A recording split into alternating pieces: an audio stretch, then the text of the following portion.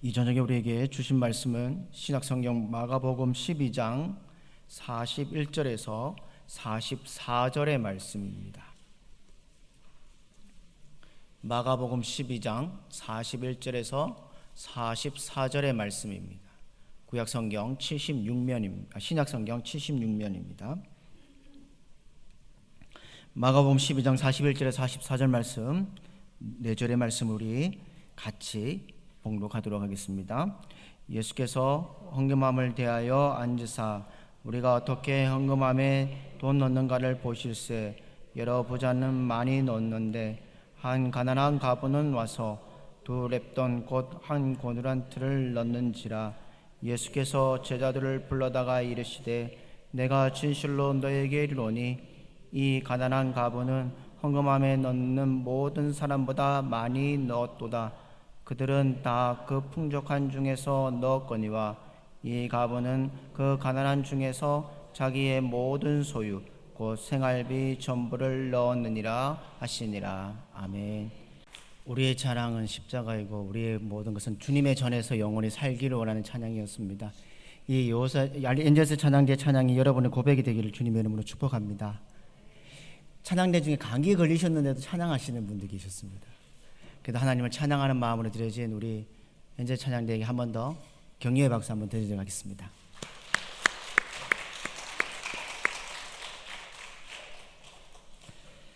오늘 본문의 말씀을 가지고 가난한 과부의 헌금이라는 제목으로 함께 말씀을 나누고자 합니다. 예수님께서는 예루살렘에 들어가시면서부터 예수님은 파격적인 이야기들을 하십니다. 종교 지도자들과 일명 요즘 말하는 썰전을 벌이고 있습니다. 내가 어디서 왔는지, 그리고 내가 무엇을 하기 위해 왔는지를 마무리하고 있습니다. 특히나 예수님께서는 서기관들이나 제사장들과 함께 때와 장소를 가리지 않고 자신의 특권과 신분을 과시하고 있는, 그리고 백성과 이웃을 섬기기보다는 율법에 빠져 있는 사람들, 기도하기보다는 사람들 앞에 길게 기도하는 모습을 보이려고 하는 사람, 구별된 삶을 무기로 해서 백성들을 정죄하고 판단하는 이 서기관들을 향해서 경계하라고 말씀을 하고 있습니다. 주님께서는 이런 그릇된 지도자들에 대해서 경고로 끝내지 아니하고 오늘 본문 말씀을 보면 좋은 행실의 본보기, 참된 구체적인 모델을 제시함으로써 마가복음 12장을 마무리하고 있습니다. 다름 아닌 서기관들의 속여 빼앗김까지 당했던 한 가난한 과부의 이야기, 헌금의 이야기를 하고 있습니다. 오늘 이 말씀은 예수님께서 성전의 헌금함 앞에서 앉아있는 그 가운데 사람들이 헌금하는 모습을 보고 가난한 과부의 헌금을 칭찬하심을 말씀하고 있는 본문입니다. 이 사건은 예수님께서 성전에서 가르치심을 받으신 후에 다 하신 후에 나오시면서 끝부분에 주어진 사건입니다. 그리고 이 말씀은 예수님께서 이 앞부분 마가복음 12장 38절부터 40절에 나오는 외식하는 서기관들을 조심하라고 그 말씀과 연관해서 오늘 본문을 말씀하고 있습니다. 오늘 우리가 이 말씀을 살펴보면서 과연 하나님이 우리에게 주신 뜻이 무엇인지, 또 우리가 무엇을 배워야 되는지를 함께 말씀을 나누고자 합니다. 오늘 본문 말씀을 읽기 전에 먼저 살펴보아야 할 것은 오늘 본문 앞에 있는 12장 38절부터 40절의 말씀을 먼저 보셔야 된다는 겁니다. 우리 12장 38절부터 40절의 말씀을 우리 한번 같이 봉독하도록 하겠습니다. 예수께서 가르치실 때에 이르시되 긴 옷을 입고 다니는 것과 시장에서 문안 받는 것과 회당의 높은 자리와 잔치의 윗자리를 원하는 서기관들을 삼가라. 그들은 과부의 가산을 삼키며 외식으로 길게 기도하는 판결이 더욱 중하리라 하시니라. 아멘. 예수님께서는 성전 안에서 말씀을 듣고 좋아하는 이 서기관들을 향해서 비판하고 있습니다. 비난하고 있습니다. 우리가 잘 알고 있는 마태복음 23장에 보면 한 장 모두 할애해서 서기관들과 제사장들을 7가지 하에 대해서 서술하고 있습니다. 마태복음 23장 15절에 이렇게 기록되어 있습니다. 하였을진저 외식하는 서기관들과 바리새인들이여 너희는 천국 문을 사람들 앞에 닫고 너희도 들어가려고 하지 않고 들어가려 하는 자도 들어가지 못하게 하는도다가 첫 번째 하를 말씀하셨습니다. 두 번째 하는 15절입니다. 하였을진저 외식하는 서기관들과 바리새인들이여 너희는 교인 한 사람을 얻기 위하여 바다와 육지를 두루다니다가 생기면 너희보다 배나 더 지옥 자식이 되게 하는도다 라고 두 번째 하를 설명하셨습니다. 세 번째 하는 16절입니다. 하였을진즉 눈먼 인도자여 너희가 말하되 누구든지 성전으로 맹세하면 아비를 얻거니와 성전에 금으로 맹세하면 지킬지라 하는도다 라고 되어 있습니다. 또 23장 13절 이렇게 되어 있습니다.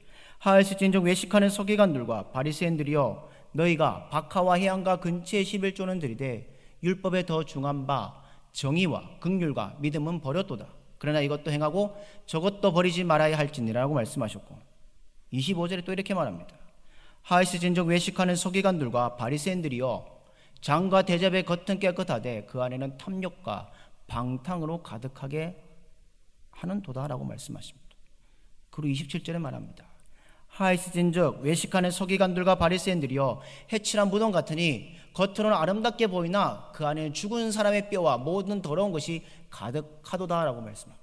그리고 마지막 7번째 이렇게 말씀합니다. 29절에 하였을진즉 외식하는 서기관들과 바리새인들이여 너희는 선지자들의 무덤을 만들고 의인들의 비석을 꾸미며 라고 되어 있습니다. 이렇게 마태복음 23장 길게 설명하고 있는데 반면에 오늘 이 마가복음은 마가는 짧게 서기관과 바리새인의 잘못된 모습을 얘기하고 있습니다. 예수님께서 서기관들의 행위를 보고 위선적인 행위를 보고 비판하십니다. 서기관들은 평상복이 아닌 예복을 입고 길거리에 가면서 자신들의 신분을 드러내고 시장에서 사람들 앞에서 기도하는 모습을 보이는 서기관을 봅니다. 또한 그들은 해당의 높은 자리와 잔치의 윗자리에 올라가기 위해서 앉기 위해서 좋아했던 사람입니다. 여러분 해당의 높은 자리는 어딘 줄 아십니까? 그것은 가장 중요한 사람을 위해 예비된 자리가 바로 해당의 높은 자리입니다. 그러면 잔치의 윗자리는 어딜까요? 일반적으로 주인 바로 옆에 있는 사람이라는 겁니다. 가장 중요한 사람이라는 겁니다. 거기에 앉은 사람들 중에 모든 식사를 대접받는 사람이 바로 잔치의 윗자리에 앉는 사기를 좋아하는 사람이에요. 윗자리라는 겁니다. 그런데 이러한 서기관들의 행위는 사람들에게 인정받고 존경받기를 원하는 사람들이었습니다. 서기관들은 율법교사로서 자신들의 소명을 망각하고 단지 사람들의 인정, 존중을 받기 위해서 외식하고 있음을 볼 수 있습니다. 예수님께서는 이런 그들의 태도를 비판하고 있습니다. 그뿐만 아니라 서기관들은 특권과 존경을 기대하며 걸어다니는 것뿐만 아니라 오늘 본문에 보면 앞에 본문을 보면 적극적으로 자신을 가시하는 부분이 있습니다. 자신의 직위를 남용합니다. 그들의 행동은 생활비 전부를 헌금한 가부와 날카롭게 대조되어 있는 본문입니다. 그들은 보수 없이 사역합니다. 그러니까 유대인 사람들이 한대하며 의존하며 살아가는 것이 서기관입니다. 사람들이 서기관을 돕는 것은 경건한 행위로 간주했습니다. 그런데 그들이 뭐 하는 사람들이냐? 가부의 가산을 삼켰다라고 말씀하고 있습니다. 이들이 가부의 가산을 삼켰다는 것은 자신의 지위를 남용해서 가부들의 재산을 횡령했다는 겁니다. 당시 어떤 이들은 자신들의 모든 재산을 서기관들의 관리 아래 두기까지도 했다는 겁니다. 법률가인 서기관들은 종종 가부가 자기 아버지로부터 받은 혼인 지참금을 관리한 일을 맡았다고 역사적으로 말하고 있습니다. 어떤 서기관들은 신뢰받기 위해서 자신들의 직위를 남용하며 부도덕한 것을 그 돈으로 성전에 헌금하고 그 돈으로 다시 자기 소유로 만들어버리는 일까지 한 것이 바로 서기관들이었다는 겁니다. 이들은 자신의 직위를 이용해서 가부들의 모든 것 재산까지 착취하면서 자기 배를 채웠던 사람이 바로 서기관입니다. 신명기에 보면 이렇게 말씀합니다. 신명기 27장 19절에 보면 객이나 고아나 가부의 송사를 억울하게 하는 자는 저주를 받을 것이라 할 것이요 모든 백성은 아멘 할지니라고 되어 있습니다.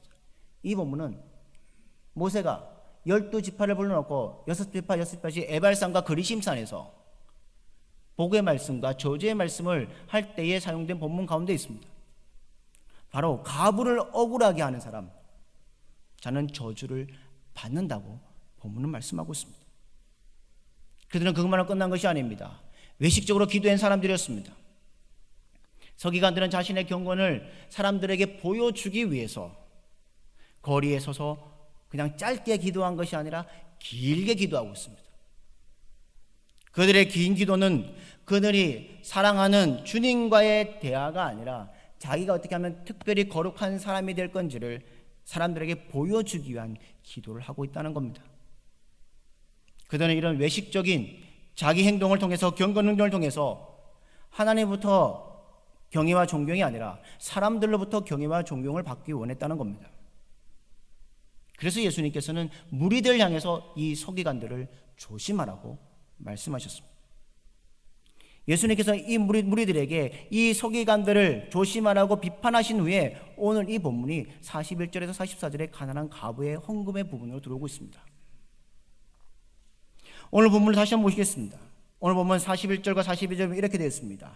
예수께서 헌금에 대하여 앉으사 무리가 어떻게 헌금함에 돈 넣는가를 보실세 여러 부자는 많이 넣는데 한 가난한 가부는 와서 두 렙돈 곧 한 고두란트를 넣는지라 라고 되어 있습니다.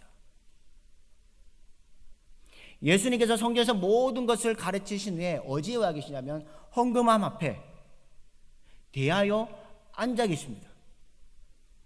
그리고 무리들이 헌금함에 넣는 것을 바라보고 계십니다. 이것은 아마도 여인의 뜰이었을 겁니다.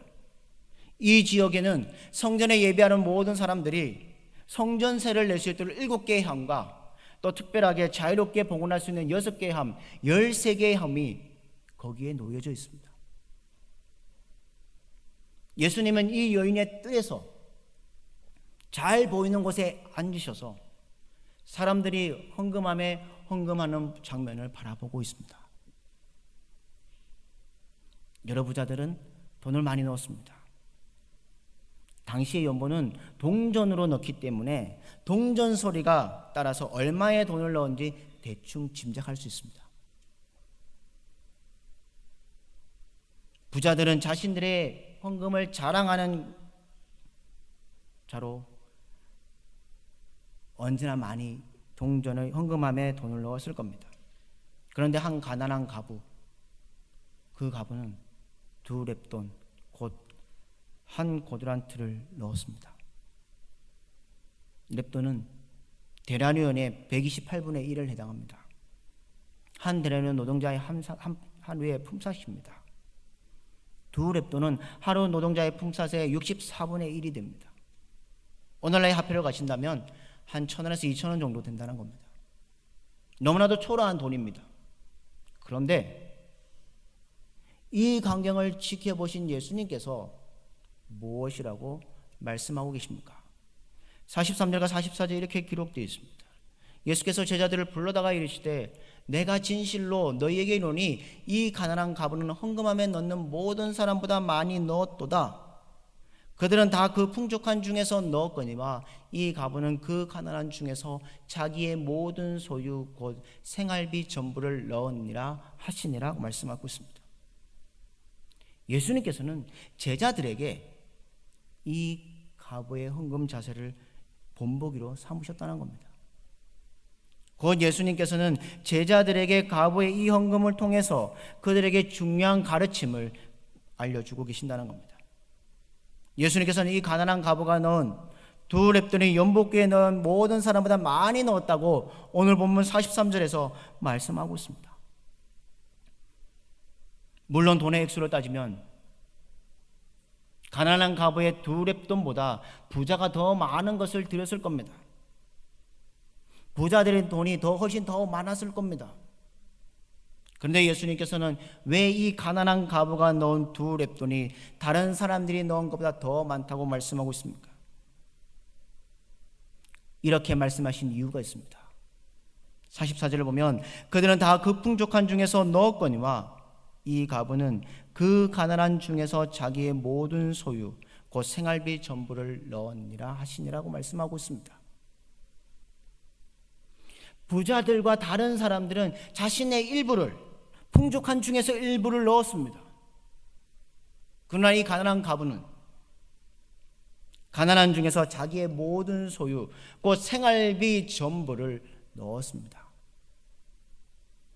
돈의 액수로 본다면, 다른 사람들과 비교한다면 안 되겠지만 예수님의 눈에는 과부의 2렙돈을 다른 모든 사람들보다, 심지어 많은 헌금을 한 부자들보다 많이 넣었다고 말씀하십니다. 비록 그녀가 드린 금액은 적을지라도 희생적인 것은 가장 큰 것이었다는 겁니다. 예물의 가치가 액수가 아니라 그것을 드리는 사람의 마음에 있담을 말씀해 주고 있습니다. 그러면 이 가난한 과부가 어떻게 자기가 가진 생활비 전부를 헌금할 수 있었을까요?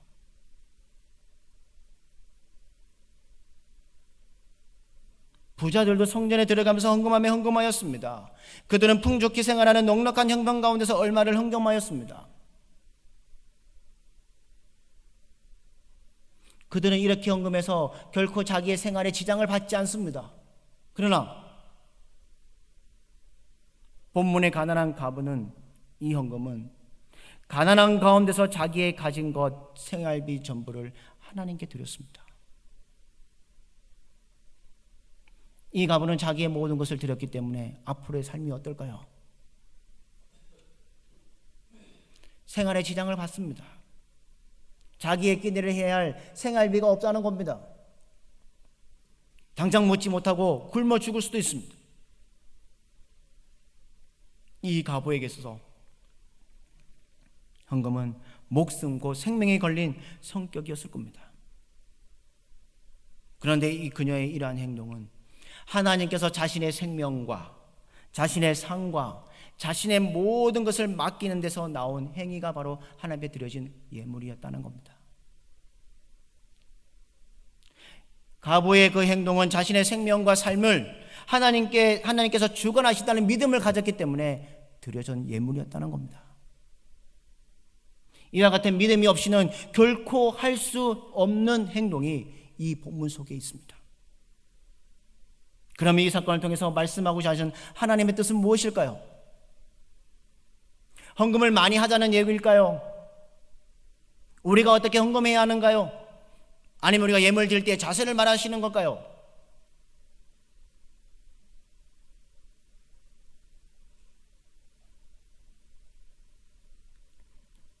예수님께서 이 가난한 과부 헌금을 칭찬하신 것 통해 말씀하고자 하신 것이 무엇인 줄 아십니까? 예수님께서는 이 가난한 과부가 어떤 헌금을 하였는지 제자들에게 말씀해 주심을 통해서 하나님이 어떤 분이시고 자신이 어떤 분인지를 알게 해주시는 부분입니다. 하나님은 생명의 주로서 그들의 생명과 삶의 전부를 맡길 수 있는 분임을 알게 해주신다는 겁니다.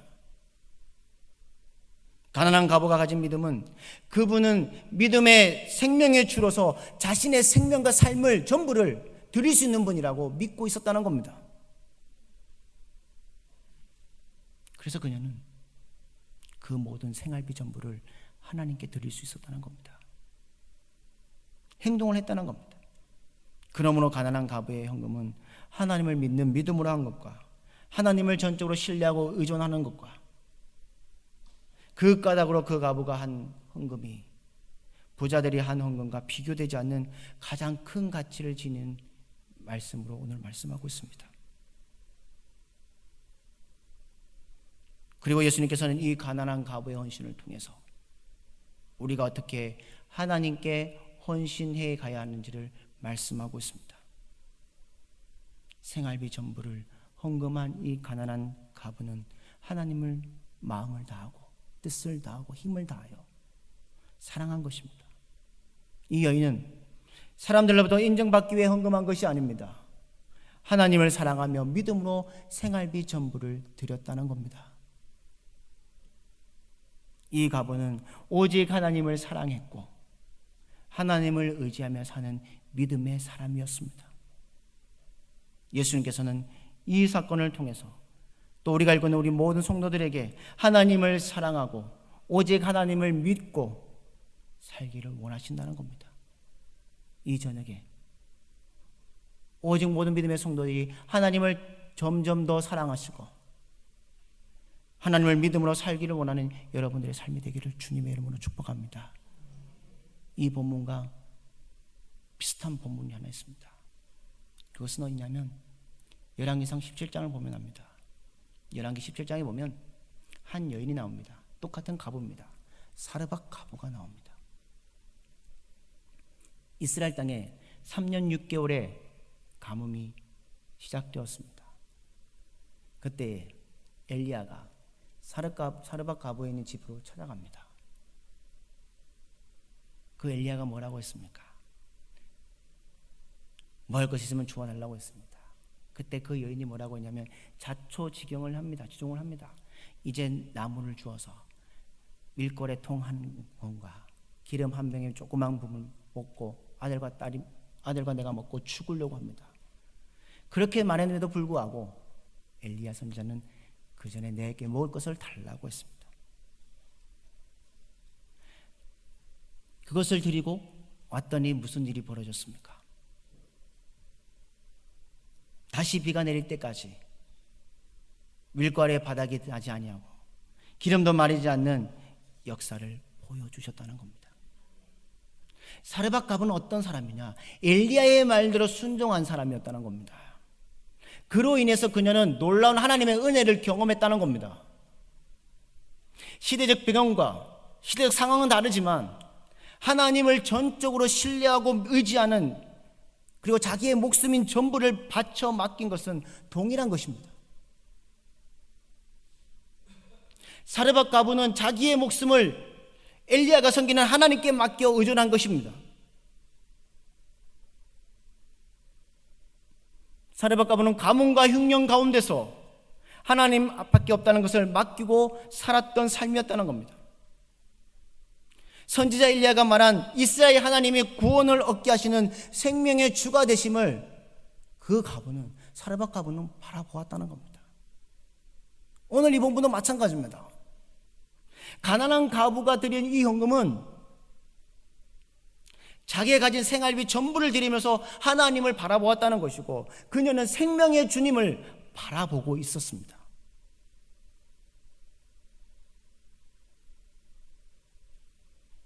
이 여인이 드린 헌금은 부자가 드린 헌금과 탐심에서 행해진 것이 아니었습니다.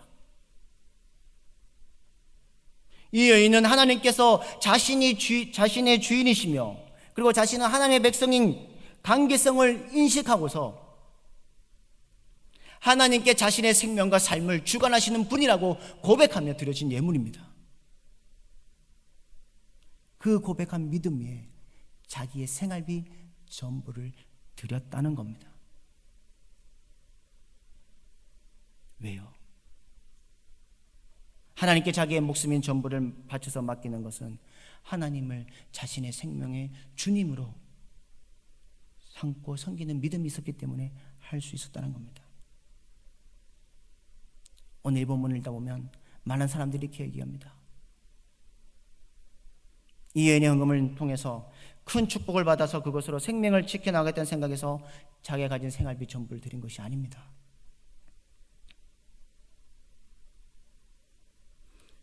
그가 드려진 생활비 전부 속에서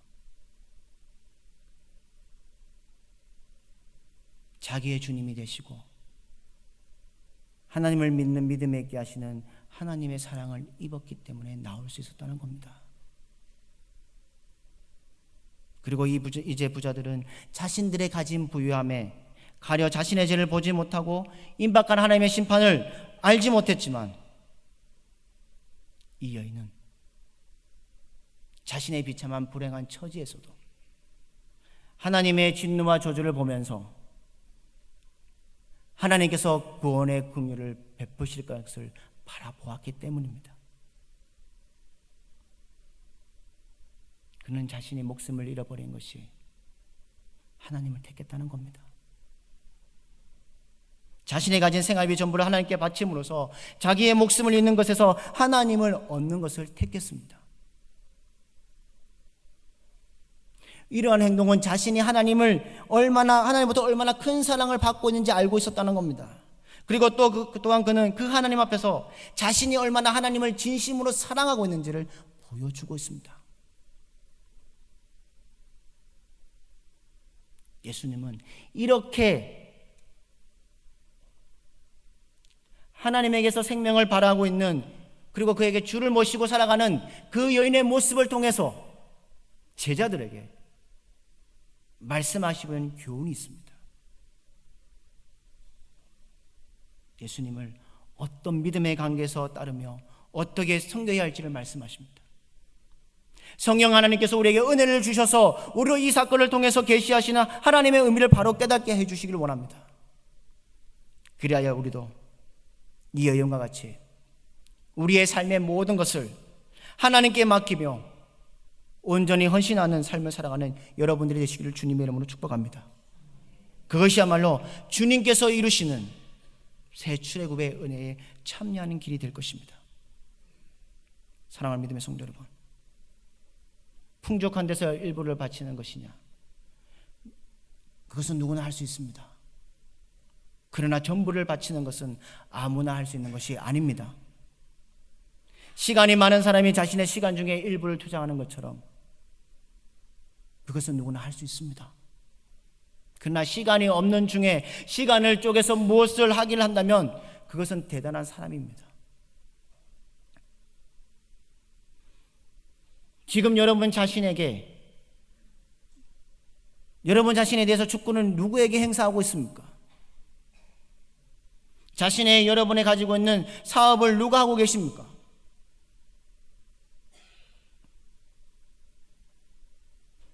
사장이 좋은 것 같지만 사장은 꿈꾸지만 가장 편한 사람은 월급쟁이라고 말합니다. 더욱 안정된 직장을 원해서 공무원으로 가는 사람들이 많고, 이 시대는 공무원이 너무나도 경쟁률이 쉬운 시대를 살아가고 있습니다. 여러분은 여러분의 자신의 경영을 누구에게 맡기고 계십니까? 주님께 맡기고 계십니까? 맡기면서 여러분은 자신을 주님께 전부 드리고 자신을 주님께 맡겼다면 우리는 평안한 인생을 살아갈 수 있을 겁니다. 미국에 케네스 케이지라는 사람이 있습니다. 그 사람은 그 경제공황 가운데, 불안 가운데 계속해서 11조를 드렸습니다. 그가 계속해서 드려진 이유는 이것이었습니다. 하나님께서 자신의 인생에 대해서 최우선적인 권리를 가지고 계신다고 믿었기 때문에 드려진 예물이었다는 겁니다. 그런 나중에 유명한 부동산 업자가 되었습니다. 주님께서는 우리에게 자신의 전부를 주셨는데, 그렇다면 우리에게 뭘 원하시겠습니까? 우리의 전부를 원하실 겁니다. 우리의 일부분이 아니라 우리의 모든 것을 드리기를 원하실 것입니다. 스탠리는 리빙스톤에게 이렇게 말했습니다. 이제 그만 영국으로 돌아갑시다. 아프리카에 30년에 있었던 그 사람들에게 리빙스톤에 가서 말했습니다. 그랬더니 리빙스톤은 거절했습니다. 이틀 후에 리빙스톤은 그 일기에 이렇게 썼습니다. 3월 19일 나의 생일이다. 나의 왕이시고 나의 생활이시며 나의 전부이신 주 예수님, 다시 나의 모든 것을 당신께 바칩니다. 오 자비로우신 아버지, 저를 받아주시고 이 해가 가기 전에 제 일을 마칠 수 있도록 해 주십시오. 예수 그리스도의 이름으로 간구합니다. 그 기도가 쓰여져 있습니다. 그로 후에 1년 후에 그를 찾아갔더니 하인들이 보았더니 그가 무릎을 꿇은 채 죽은 것으로 발견되었다는 겁니다. 헌신은 어떤 한 토막을 드리는 것이 아닙니다. 우리의 모든 것을 드리는 것입니다. 그냥 내 많은 것 중에 하나를 드리는 것이 아니라 내 삶을 전부 드리는 것이 바로 믿음이라는 겁니다. 저는 책을 읽다가 어떤 목사님의 글을 읽으면서 이 말씀을 기억에 남습니다. 어떤 목사님이 자신의 사역 중에 중대한 전환점을 맞이하게 되었습니다. 나의 목사 생활엔 열매가 없고 나의 영적인 힘이 모자란다고 중얼거렸습니다. 그때 갑자기 옆에 예수님께서 서 계신 것 같았습니다. 내 생활의 모든 열쇠를 내게 맡기라고 말씀하신 듯 했습니다. 이러한 일이 너무나도 현실적이어서 그는 주머니를 뒤져서 열쇠 뭉치를 꺼냈습니다. 하나님이 물으십니다. 여기 있는 열쇠가 전부냐? 그랬더니 목사님이 예 주님, 작은 방 열쇠만 빼고 전부입니다. 그랬더니 예수께서 말씀하셨습니다. 네가 나를 전적으로 믿지 못한다면 나는 너희 열쇠를 받을 수 없다. 그때 목사님은 열쇠를 놓고 돌아서 가시는 주님으로 인해 충격을 받고 소리쳤습니다. 주님, 돌아와 주십시오. 그리고 내 생활의 모든 열쇠를 받아주십시오. 사랑하는 믿음의 성도 여러분, 나의 전부를 드리지 않는 것은, 맡기지 않는 것은 헌신이 아닙니다. 지금 여러분은 주님께 얼마나 맡겨드리고 계십니까? 얼마만큼 드리셨습니까? 일부입니까? 전체를 드리고 계십니까?